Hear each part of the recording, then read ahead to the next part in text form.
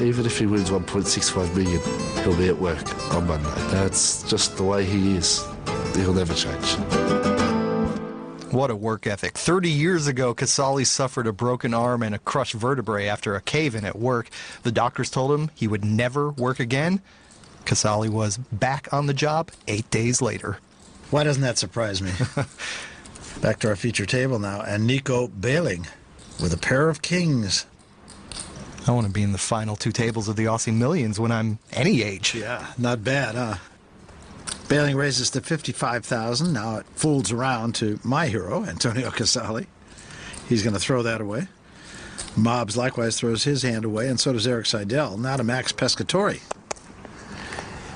He's in the big blind, and he's got an ace-8 suited. He'll get a discount and call. So two players to the flop, Behling and Pescatore. Queen 7-4 on the flop, two hearts. Check from Pescatore. With two hearts out there, I don't think Behling wants to give a free card. He's reaching for chips. And he's going to bet 80,000.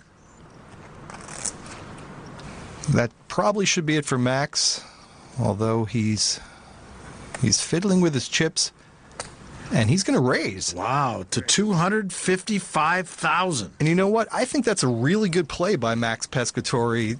Unfortunately, he's picked a bad spot. Nico Behling has a big hand, and he's not going anywhere. Raise. And he announces a raise. And he is going to raise it up to 555,000. And now, this hand should be over. And Pescatore throws it away. Behling wins a very nice pot. So Max, caught trying to steal as Nico shows him who the real big fish is. We're coming back. Welcome back to the Crown Melbourne in the heart of downtown. The field continues to shrink as players get KO'd, and we inch closer to the final table here at the 2008 Aussie Millions. Here's where we stand right now. 11 players remain of the 780 who began. The average chip stack is now 1.4 million. Mike Chrysanthopoulos from Melbourne is our chip leader, but it is very crowded at the top. Back to our feature table. Peter Mobb's going to throw that away. Seidel also folds. Now Pescatore, a king-queen suited.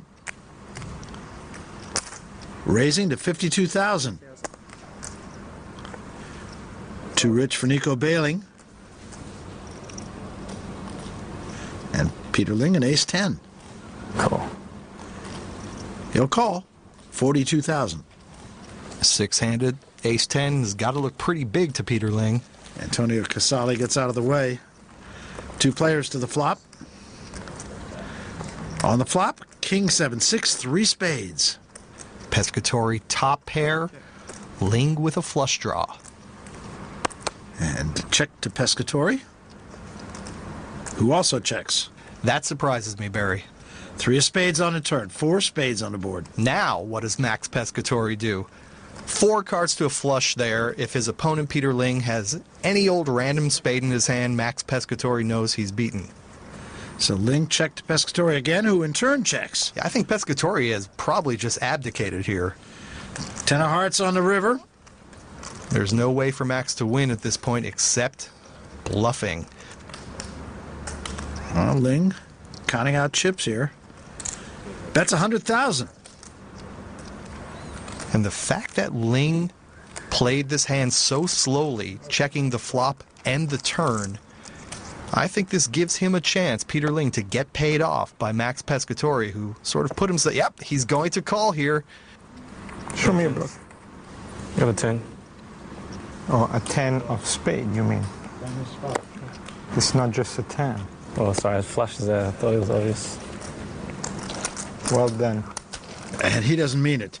Good luck charm of Eno, not doing much good for him right now. Drink it, Max. You can never trust the young guy. Never. Oh, So you can trust the old man? of course. You can trust me. Eno, which we know means not this time in Italian, may describe Max's chances of winning the tournament at this point, less than 500,000. Meanwhile, downstairs on table 31, our chip leader, Mike Chrysantopoulos, has called an all-in, but is trailing fellow Aussie Matthew Kirk. The flop is a jack 8-4. And Chrysantopoulos comes from behind again, spikes top pair. So now it's Kirk that needs some help. Looking for an ace or running cards, it's a 4 of hearts. Chrysantopoulos still in the lead. Kirk will need one of the 3 aces, or he's out. And here is the river. It's a jack of hearts. That's going to do it. And Mike Chrysantopoulos takes care of Matthew Kirk, who will take home a nice paycheck anyway.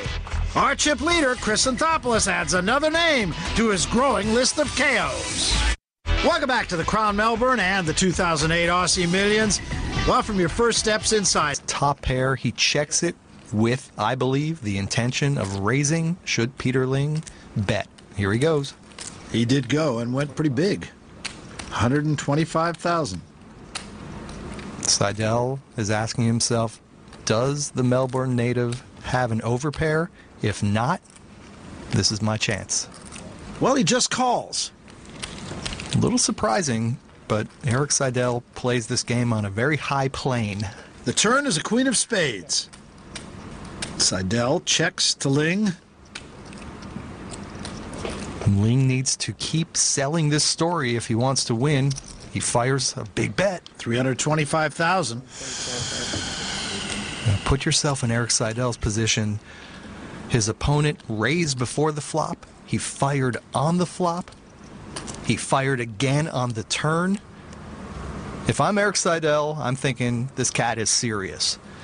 And with just a pair of 7s with a 10 kicker, might have to let it go.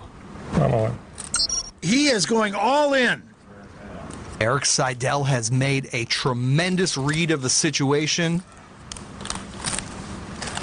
Peter Ling is... Can't fold now, can I? Yeah, he's pretty close to being priced into this pot, but man, he is drawing thin. 189 was it? He's going to call, and Peter Ling will need a king or a jack. Otherwise, Erik Seidel, with a brilliant assessment of the situation, is going to win a pot of $1.4 million. King or jack? Here's the river. It is not a king or jack, it is an 8, and Erik Seidel is going to take down a huge pot. That victory puts Seidel right back into this tournament. He's now in 6th place thanks to a very advanced poker play. Well, there are just 10 players remaining now. We're going to head back to table 31. Alex Kostritsin is deciding whether or not to call the all-in of Nino Murata. Nino flopped a set of 4s. Alex has the queens. Is it S3? Sorry? What do you have, S3? Can't remember. This is a huge pot and a really tough laydown for Kostritsin. Top pair, top kicker, but Murata's body language is pretty loose.